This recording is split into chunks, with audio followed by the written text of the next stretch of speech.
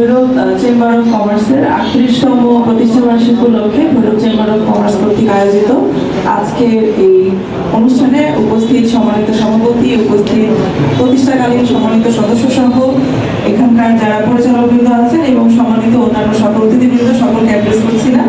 আসসালামু আলাইকুম। আমি প্রথমেই চেম্বার অফ কমার্সের এই 38তম প্রতিষ্ঠা বার্ষিকী উপলক্ষে আমি চেম্বার অফ কমার্সকে অভিনন্দন জানাই। এটি আমাদের ভৈরবের জন্য অত্যন্ত গর্বের বিষয় যে বাংলাদেশের 64টি জেলার বাইরে একমাত্র উপজেলা যেখানে চেম্বার অফ কমার্স রয়েছে। তো এই ধারাবাহিকতায় বলবো যে ভৈরবে যে জেলা আন্দোলনটি হয়েছে, আমার বিশ্বাস যে এটিও বাংলাদেশের 65তম জেলা হিসেবে তার অধিকার আদায় করতে পারে। ব্যতিক্রমের জায়গা ভৈরব। আমার 1 বছর, আজকে আমার 26 দিন কর্মদিবস। তো এই অভিজ্ঞতা থেকে বলছি যে আপনাদের যে দাবিটি রয়েছে সেই দাবি যদি আপনারা সরকারের কাছে যৌক্তিকভাবে উপস্থাপন করেন, সামনে নির্বাচিত সরকার আসবে, আমার বিশ্বাস যে সেটি আপনারা অর্জন করে নিতে সক্ষম হবেন। এবং আপনাদের অন্যান্য যে স্থানীয় বিষয়গুলো আছে সেই বিষয়গুলো আপনারা যারা তুলে ধরেছেন, আমি সেই বিষয়গুলোতে আসছি এবং পরবর্তীতে আমার হয়তো বা 2-1টি কথা বলার সুযোগ নিশ্চয়ই পাবো, সেটিও আপনাদের কাছ থেকে সময় নিয়ে চেয়ে নিব বলার জন্য। প্রথমত একটা বিষয় আসে যে কয়লাঘাটের বিষয়টা। আমি চেম্বারের আরেকটি অনুষ্ঠানেও বলেছি যে ভৈরবের কিছু ঐতিহ্যবাহী আপনাদের ব্যবসা ছিল যেটি ধীরে ধীরে হারিয়ে গিয়েছে, আবার নতুন কিছু ব্যবসা এখানে এসেছে যেগুলো আপনারা পরিচালনা করছেন, কিন্তু সেই বিষয়ে যদি আপনারা এখন থেকে সচেতন না হন তাহলে ভবিষ্যতে সেই ব্যবসাগুলো কোন দিকে ধাবিত হবে সেটি আসলে আমাদের জন্য একটি প্রশ্নের জায়গা থেকে যায়। তার মধ্যে অন্যতম একটি ব্যবসা হচ্ছে বর্তমান যে কয়লা ব্যবসা। এখানে আপনাদের একটা জিনিস আমার দৃষ্টিতে এসেছে যে কয়লা যখন আমরা ঘাট থেকে রিসিভ করি, কয়লা রাখার জন্য যে জায়গাটি সেটি মূলত আপনারা রেলের জায়গা লিজ গ্রহণের মাধ্যমে এই কয়লাটি আপনারা রেখে থাকেন। তো এটার বিষয়ে আপনাদের মনে হয় আধুনিক যে প্রযুক্তি বা বিষয়গুলো আছে সেটা যারা উন্নত বিশ্ব সেখান থেকে কিছু নলেজ শেয়ারিং এর মাধ্যমে বা টেকনোলজি ট্রান্সফারের মাধ্যমে এটার ভবিষ্যৎকে আপনাদেরকে চিন্তা করতে হবে। কারণ রেলের যে জায়গাটি ইজারা নেওয়া হচ্ছে, আমি যতদূর জানি যে এই বিষয়টা আপনারা আসলে কৃষি জমি হিসেবে লিজ নিয়ে থাকেন, কিন্তু আমার আপনাদের কাছে অনুরোধ থাকবে যে পরবর্তী বছর থেকে এটি সঠিকভাবে অকৃষি জমি হিসেবে আপনারা ইজারা নিয়ে যেটি সঠিক সীমানা, এখানে একটা সীমানার বিষয় এখানে কয়লা সমিতির সভাপতি সাহেব বলে গিয়েছেন, উনি এখন এখানে উপস্থিত নেই, সেই সীমানাটা আপনারা তখন সঠিকভাবে আপনারা বুঝে নেবেন যাতে আপনার বছরের মাঝামাঝি বা কোনো একটা সময় এসে এই বিষয়টা নিয়ে কোনো ধরনের জটিলতা ক্রিয়েট না হয়। পাশাপাশি এখানে রেলের একটি জায়গাতে যেখানে কয়লা রাখা হয় তার পাশে এখানে রেল স্কুলের প্রধান শিক্ষক উপস্থিত আছেন কিনা আমি জানি না, সেখানে রেলের স্কুল আছে, রেলের বাসাবাড়ি আছে, রেলের অফিস আছে, এই জায়গাটি নিয়েও কিন্তু সমস্যা তৈরি হয়। তাহলে আপনাদেরকে এই বিকল্প একটি জায়গা নিজেদের তৈরি করে নিতে হবে এবং ভবিষ্যতের কথা চিন্তা করে আপনাদেরকে আমি বলেছি যে আধুনিক যে ব্যবস্থা তার আওতায় চলে আসতে হবে। আপনাদেরকে যে পরিবেশ দূষণের ব্যাপার থাকে বা অন্যান্য যে বিষয়গুলো থাকে সেদিকে মাথায় নিয়ে কাজ করতে হবে। তা না হলে দেখা যাবে যে একসময় এই কয়লা ব্যবসা নিয়ে অন্যান্যরা এই ভৈরবের যারা অধিবাসী তারাই কিন্তু আপনাদেরকে প্রশ্ন তুলবেন। তো এই বিষয়টি আপনারা মাথায় রাখবেন, এসে আপনাদের প্রতি আমার অনুরোধ থাকলো। একইভাবে এখানে একটি ঘাটের বিষয় আছে যেটি পানি উন্নয়ন বোর্ড দেখছে। আমি চেষ্টা করেছিলাম যে এটি পানি উন্নয়ন বোর্ড যাতে তারা সঠিকভাবে এই ঘাটের এখানে যে ব্লকগুলো ফেলেছে সেটি নিয়ে কাজ করে এবং তাদেরকে আমাদের অনুরোধে পানি উন্নয়ন বোর্ডের যিনি জেলার এক্সআই মহোদয় আছেন উনি নিজে এসে ভিজিট করে গিয়েছেন এবং সেই বিষয়ে ওনাদের পরবর্তী করণীয় সম্পর্কে ব্যবসায়ীদের সাথে আলোচনা করে সেটির একটি সমাধান উনি দিয়ে গেছেন। হয়তো কার্যক্রমে বাস্তবায়ন হতে একটু সময় লাগছে, কিন্তু উনি কি করবেন সেটি ব্যবসায়ীদের সাথে আলোচনা করে গিয়েছেন। আরেকটা বিষয় আসছে আমাদের যে হাইওয়েতে, এখানে পরিবহন থেকে বিষয়টা আসছে যে হাইওয়েতে সিএনজি চালানোর যে পারমিশনটা সেটার জন্য, কিন্তু এটি সারা বাংলাদেশেরই একটা নীতি নির্ধারণী থেকে সিদ্ধান্ত যে হাইওয়েতে কোনো সিএনজি চলবে না। তো এটা আসলে সারা বাংলাদেশের যে নিয়ম, সেই নিয়মের বাইরে গিয়ে যাওয়ার সুযোগ আমাদের নেই। আমাদেরকে এক্ষেত্রেও কোনো বিকল্প রাস্তা চিন্তা করে নিতে হবে। আমরা যতটুকু জানি যে আমাদের এখানে যে ট্রান্সপোর্ট, সেখানে একটা গাড়ি খুব বেশি এখন চলে ইচার মাথা। এটাও কিন্তু আমাদের রাস্তাঘাটের জন্য খুব একটি ভালো বিষয় না, কারণ এখানে দুইটা সমস্যা। একটা হচ্ছে এই সমস্ত গাড়িগুলোর নিজেদের কোনো লাইসেন্স থাকে না, এবং যারা চালায় তাদেরও কোনো লাইসেন্স থাকে না। তাহলে আমি ট্রান্সপোর্টের সাথে যারা সম্পৃক্ত তাদেরকে অনুরোধ করব যে আমাদের বাংলাদেশের যে আইন আছে, সেই আইনের ভিতরে থেকে আমরা যদি ব্যবসা পরিচালনা করি, আপনার দেখা দেখে আপনার পাশের আশুগঞ্জ বা অন্যরা সামনের দিকে এগিয়ে আসবে। কিন্তু উদ্যোগটা যদি আমরা নিজেরা নেই, তাহলে আপনার কি হয়ে থাকবেন? অগ্রণী ভূমিকায় বা অগ্রগামী হিসেবে থাকবেন। জেলা আন্দোলনের বিষয়ে গ্রেফতারকৃত 3 জনের কথা বলা হয়েছে। একটি মামলা হয়েছে, মামলা আসলে প্রমাণ সাপেক্ষে, সেখান থেকে তাদেরকে ছাড়িয়ে আনার বিষয় থাকে। তো আমরা আমাদের প্রশাসনিক জায়গা থেকে এখানে অবশ্যই যারা জেলা আন্দোলনের সাথে ছিলেন তাদের পাশে আছি। যদি কোনো আইনগত সহায়তা বা পরামর্শের প্রয়োজন হয় আমাদের কাছে আসবেন, আমরা অবশ্যই সর্বোচ্চ চেষ্টা করব। যদি কোনো নিরপরাধ এখানে গ্রেফতার হয়ে থাকে, আমরা কখনোই চাই না যে কোনো নিরপরাধ ব্যক্তি গ্রেফতার থাকুক। এখানে পাদুকার একজন বলেছেন যে দেশের বিভিন্ন জায়গা থেকে যারা পাইকারি ক্রেতারা আসেন, তারা রাতের বেলা আসেন, চিন্তার একটা বিষয় হয়। তবে এই কথাটা নিশ্চয়ই অনস্বীকার্য। এখানে আমাদের ফাঁড়ি থানার ইন্সপেক্টর মহোদয় উপস্থিত আছেন। আমাদের ওসি সাহেব কিন্তু এই বিষয়টা নিয়ে উনি যোগদানের পর থেকে কার্যক্রম পরিচালনা করে যাচ্ছেন, এবং ছিনতাইটি অনেক মাত্রায় কমে এসেছে। এটি কিন্তু আমাদের আসলে সকলে স্বীকার করে নিতে হবে। তবে মাদকের সাথে যেহেতু ছিনতাইয়ের একটি সম্পর্ক রয়েছে, সেক্ষেত্রে মাদক যদি আমরা কমিয়ে না আনতে পারি, ছিনতাইটাকে আসলে একটা সীমার মধ্যে লিমিটেড রাখা সম্ভব হবে না। তো এই মাদকের বিষয়ে আমাদের প্রশাসনিকভাবে আইন শৃঙ্খলার সাথে যারা সম্পৃক্ত আছেন, তারা ছাড়াও আমাদের সামাজিক একটি প্রতিরোধ গড়ে তোলা দরকার। আমি যখন প্রতিদিন অফিসে বসি, প্রতিদিন কম করে হলেও 8-10 জন ব্যক্তি আসেন। কেউ বাবা, কেউ হচ্ছে ভাই, কেউ স্ত্রী, কেউ মা, তারা আসেন যে তার সন্তান, স্বামী কিংবা বাবাকে ধরিয়ে দেওয়ার জন্য। কিন্তু আসলে এই ধরিয়ে দেওয়াটা কোনো সমাধান না, কারণ আমরা যতটুকু জানি যে এইখানে এমন কিছু পেশাজীবী আছেন যারা জেলখানায় যখন এই মাদক শিবিরা যার মোবাইল কোর্টের মাধ্যমে তাদেরকে প্রেরণ করা হয়, সেখান থেকে তারা খুব দ্রুত জামিনে বের হয়ে আসেন। জামিনে বের হয়ে এসে সেই ব্যক্তি কিন্তু আবার মাদক সেবনে আবার প্রবেশ করে, অর্থাৎ তার যে নেশাটা তৈরি হয়েছে সেখান থেকে সে বের হয়ে আসতে পারে না। আমাদের এই জন্য প্রয়োজন সামাজিক সচেতনতা। একইভাবে ভৈরবে যেহেতু মাদকের এই ব্যাপকতাটা অনেক বেশি, সেজন্য আপনাদের প্রতি আমার অনুরোধ থাকবে যে আপনারা এই ভৈরব চেম্বার অফ কমার্সের মাধ্যমে বা আপনাদের যারা স্থানীয় নেতৃবৃন্দ আছে তাদের মাধ্যমে আপনারা আমাদের স্বাস্থ্য মন্ত্রণালয়ে আমাদের মাধ্যমে একটি প্রস্তাব রাখেন যে এখানে সরকারিভাবে একটি মাদক নিরাময় কেন্দ্র প্রয়োজন। আমার জানা মতে এখানে 2টি বেসরকারি মাদক নিরাময় কেন্দ্র আছে, কিন্তু অধিকাংশ ক্ষেত্রে কোনো পরিবার সেখানে তাদের আত্মীয়কে যারা মাদকাসক্ত তাদেরকে প্রেরণ করে না, কারণ সেখানে চিকিৎসা যে বহনের যে টাকা প্রয়োজন হয় মান্থলি, সেটির পরিমাণ বেশি। তো সেক্ষেত্রে ভৈরবের এই সিচুয়েশনে আমি মনে করি যে আমাদের এখানে একটি সরকারিভাবে মাদক নিরাময় কেন্দ্র থাকা প্রয়োজন, যেটি আপনারা একটি আবেদন করতে পারেন, এবং সেটার প্রেক্ষিতে আমরা হয়তোবা নির্দিষ্ট কর্তৃপক্ষের কাছে, ঊর্ধ্বতন কর্তৃপক্ষের কাছে এই প্রস্তাবটি রাখতে পারি। ভৈরব বাজারের যানজটের বিষয় আসছে, আমি জানি না এখানে তেল ব্যবসায়ীরা কেউ আছেন কিনা।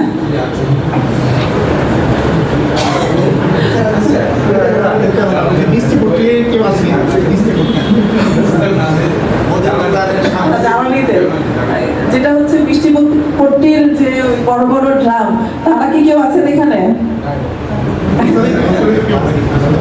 ফলনপট্টিরও কেউ নাই, ঘুষিপট্টিরও কেউ নাই। আমরা অনেকবার আপনাদেরকে সচেতন করেছি, মাইকিং করেছি, এবং সবশেষ যখন এই কার্যক্রমগুলো বিফল হয়েছে, আমরা কিন্তু সেখানে অভিযান পরিচালনা করে এই মালামাল জব্দও করেছি।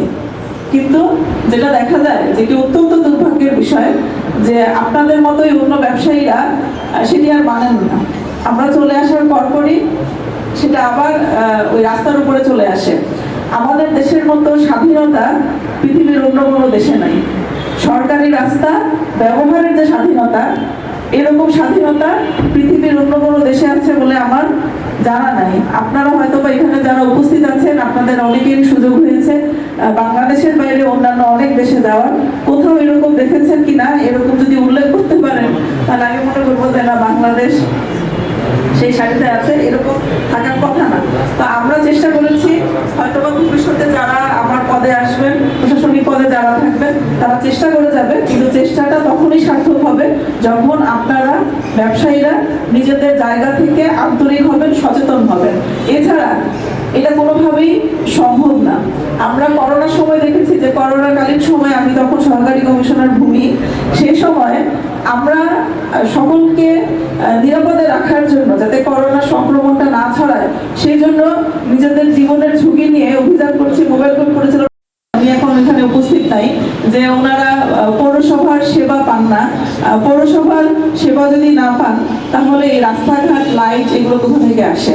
ময়লার ভাগাড়ের কথা বলা হয়েছে, সেই দুর্ভাগ্য আমি মনে করি পৌরসভার প্রশাসক হিসেবে আমার যতটুকু, সেই দুর্ভাগ্য এখানকার জনসাধারণেরও। কারণ আমরা এতদিনের চেষ্টাতেও এখানে একটি ময়লা আবর্জনা রাখার জন্য কোনো ডাম্পিং স্টেশন বা রিসাইক্লিং স্টেশন দিয়ে যেতে পারি নাই। আমি এখানে আপনাদেরকে বলে যাই, হয়তো বা ভবিষ্যতে বলার সুযোগ হবে কিনা জানি না, এতজন এখানে উপস্থিত হয়েছেন, সকলকে বলার সুযোগ পাবো কিনা জানি না। আমরা কিন্তু ইতিমধ্যে স্থানীয় সরকার মন্ত্রণালয়ে ভৈরব পৌরসভার জন্য একটি ডাম্পিং স্টেশন যাতে আমরা করতে পারি সেই জায়গার প্রস্তাব করে, জমির মূল্য নির্ধারণ করে একটি প্রস্তাব স্থানীয় সরকার মন্ত্রণালয়ে প্রেরণ করে রেখেছে, কিন্তু সেটি দীর্ঘদিন হয়ে গেছে, আমরা অনুমোদন পাচ্ছি না। যদি অনুমোদন পাওয়া যায় তাহলে জমি ক্রয়ের মাধ্যমে আমরা এই ডাম্পিং স্টেশন সহ একটি রিসাইক্লিং সেন্টার আমরা করতে পারবো। তো আমরা এই অনুমোদনটির বিষয়ে আপনারা যদি আপনাদের পর্যায় থেকে কোনো ধরনের সহযোগিতা করার সুযোগ থাকে, সেটি আপনারা করবেন, সে আশা রাখছি। এখানে আরেকটা বিষয় আসছে, বুধবারের যে বাজারটা, মানে যেটা আমরা আসলে পৌরসভা থেকে বাজার হিসেবে একদিনের জন্য ইজারা দিয়ে থাকি, সেই বিষয়ে আসছে। তো প্রথমে আমার যেটি মনে হয় যে এই বাজারের সীমানা নিয়ে আমাদের চিন্তা করার সময় এসেছে, যে আমরা আসলে বাজারের সীমানা কতটুকু থাকবে। এই যে দিন দিন এই যে কলেবরটা বৃদ্ধি বুধবার রাত পর্যন্ত চলে, কিন্তু এটি আমাদের দৃষ্টিগোচর হয়েছে যে মঙ্গলবারের রাতের বাজারটা এখন আসলে মঙ্গলবারের বিকালের বাজার হয়ে গেছে। এটা অনেকটা দুপুরের সময় থেকে এই জায়গাতে গাড়িগুলো চলে আসে এবং আমরা মঙ্গলবার দুপুর থেকে বা বিকাল থেকে একটা অন্যান্য যারা ব্যবসায়ী আছে, যারা ধান চালের ব্যবসায়ী আছে, বা এইদিকে যারা এই বাগানবাড়ির এই রোডটাতে যাদের ব্যবসা প্রতিষ্ঠান আছে, তারা এই মঙ্গলবার থেকে একটা সমস্যার সম্মুখীন হন। তো এইটি নিয়ে আমি আশা রাখছি যে আমাদের পরবর্তী প্রশাসক যিনি আসবেন তিনি সেখানে কাজ করার সুযোগ পাবেন। আরেকটা বিষয় আসছে, বাইরের যে রিক্সা বা বিভাজন গুলো আসে, সেটা নিয়েও কিন্তু পৌরসভাতে আমাদের বিভিন্ন সময় আলোচনায় এসেছে। এই বিষয়টাতে আমি একটি অনুরোধ রাখতে পারি যে আমাদের পৌরসভার টিএলসিসি কমিটি আছে এবং ওয়ার্ড কমিটি আছে, সেখান থেকে যদি একটি প্রস্তাবনা আসে তাহলে কিন্তু পৌরসভার মান্থলি সভাতে সেটি অনুমোদন করে নেওয়াটা খুব সহজ হয়। এখানে একটি কাজ করা যায়, যেটি আমরা চেষ্টা করেছিলাম, যে পৌরসভার বাইরের কোনো রিক্সা এখানে আমরা প্রবেশ করতে দিব না। কারণ আমরা পৌরসভা থেকে বিভাগের বা যে সিএনজি গুলো আছে তাদেরকে একটি লাইসেন্স প্রদান করি, সো তাদেরকে আইডেন্টিফাই করাটা পৌরসভার পক্ষে খুব একটা কঠিন কাজ না। কিন্তু ওখানে যে চ্যালেঞ্জগুলো এসেছে তার মধ্যে একটি হলো যে আমরা যেহেতু ভৈরব একটি বাজার কেন্দ্রিক শহর, সেক্ষেত্রে কুলিয়ারচর, আশুগঞ্জ বা আশেপাশের অন্যান্য উপজেলা থেকে একটানে যে সিএনজি গুলো নিয়ে এখানে চলে আসে ব্যবসায়ীরা পাইকারি ভাবে বাজার করে নিয়ে যাওয়ার জন্য। তো সেই ক্ষেত্রে আমরা যদি রিক্সাগুলোকে আমাদের সীমানায় আটকে দেই, সেই ক্ষেত্রে ব্যবসায়ীরা এখান পর্যন্ত এসে বাজার করে তার উপজেলায় নিয়ে যেতে বাধাগ্রস্ত হবেন। পাশাপাশি আমাদের ভৈরব বাজারের যারা ব্যবসায়ী আছেন তাদের ব্যবসাতেও এটার একটি প্রভাব পড়তে পারে। তো এই বিষয়টা আমরা আসলে বিভিন্ন পর্যায়ে আলোচনা করেছি। আমার মনে হয় যে এটি যদি আরো বড় পরিসরে আপনাদের মাধ্যমে কোনো প্রস্তাব আসে, সেটি বাস্তবায়ন করা হয়তোবা সম্ভব হবে। আমরা এমনটা করতে পারি, বুধবার ব্যতীত অন্যান্য দিন আমরা সীমানায় অন্য পৌরসভার বাইরের কোনো বিভাগে বা সিএনজি প্রবেশ করতে দিব না। শুধুমাত্র বুধবারের দিন বাজারের যে বিষয়টা থাকে সেটিকে বিবেচনায় নিয়ে আমরা ওপেন রাখতে পারি, বা এখানে আপনাদের পক্ষ থেকে আরো অনেক সুন্দর প্রস্তাবনা আসতে পারে, সেটি আমি আশা রাখছি। আর রাস্তা ওয়ান ওয়ে করার বিষয়টাও একইভাবেই আসলে সম্পৃক্ত। এটি একক কোনো সিদ্ধান্তের বিষয় না, এটা বিভিন্ন পর্যায়ে স্তরে স্তরে হয়তো বা আলোচনা হয়ে একটা কমন সিদ্ধান্তে যদি আমরা উপবিষ্ট হই, সেটি আমরা বাস্তবায়ন করতে পারবো।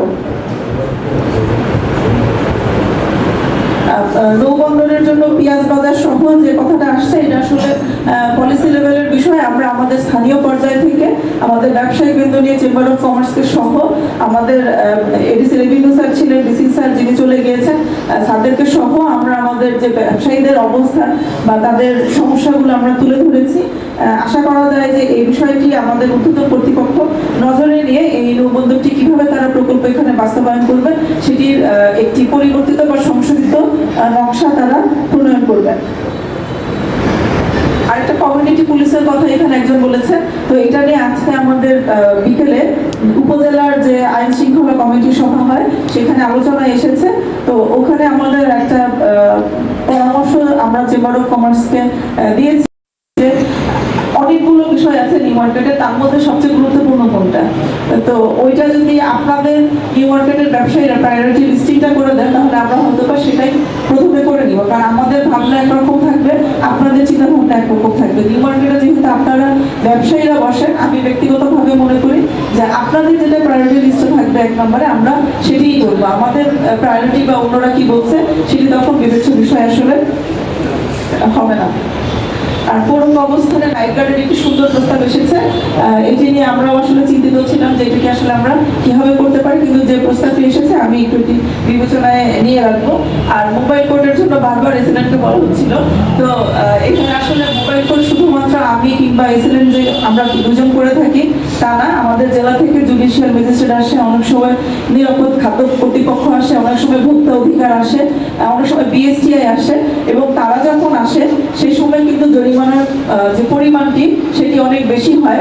আপনারা যে জরিমানাগুলো উল্লেখ করেছেন, আমি একটু আপনাদেরকে অনুরোধ করবো আপনারা একটু খুঁটিয়ে দেখবেন যে এই ধরনের জরিমানা মনে হয় এসএলএন কিংবা আমার মাধ্যমে এখানে হয় নাই, এটা জুডিশিয়াল ম্যাজিস্ট্রেট কিংবা নিরাপদ খাদ্য কর্তৃপক্ষ আসলে এই ধরনের বড় জরিমানা হয়। কিন্তু আমার প্রশ্ন হচ্ছে যে জরিমানাটা তারা যখন করে তারা তো একটা এভিডেন্সের ভিত্তিতেই করে, তো এই ধরনের অপরাধ মোবাইল কোর্টে আমলযোগ্য অপরাধ আমাদের ব্যবসায়ীরা কেন করবেন?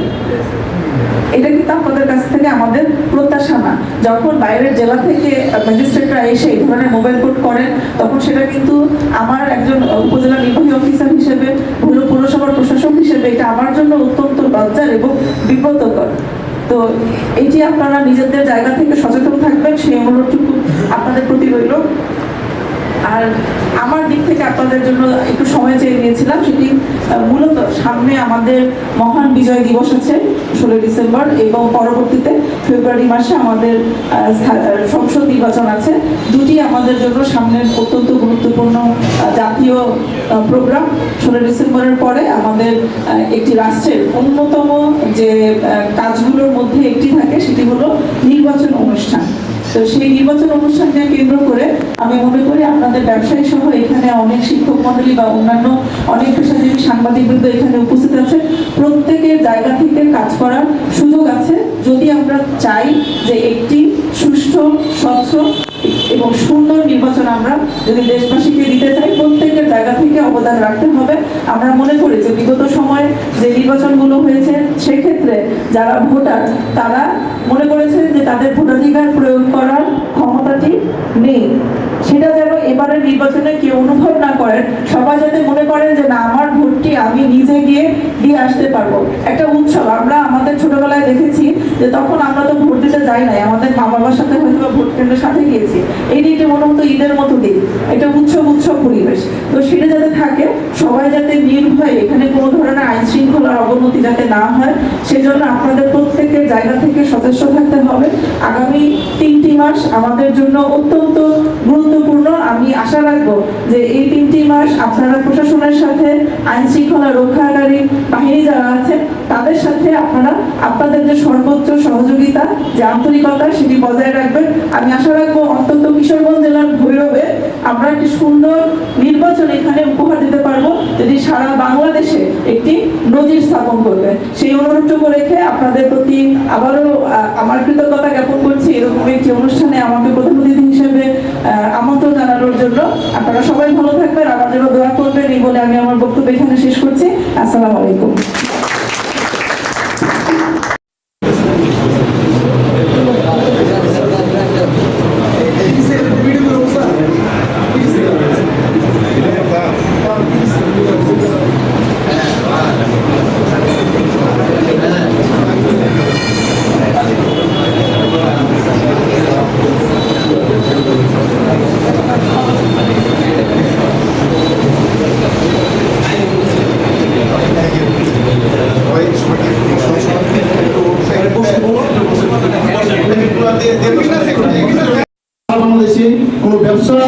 পরিবেশ ওইরকম ভাবে নাই। আপনারা মোবাইল কোড দিয়ে বা অন্য যে নদী দিয়ে আপনারা চেষ্টা করবেন যে কোনো রকম যাতে ব্যবসায়ীকে হয়রানি করা না হয়, আপনারা ব্যবসায়ীকে সুদৃষ্টি দিবেন সেই আশা করি। আরেকটা ঘোষণা আমি দিতে চাই, এখানে ইনুর মধ্যে আছেন, এসএল মধ্যে আছেন, ব্যবসায়ীরা আছেন।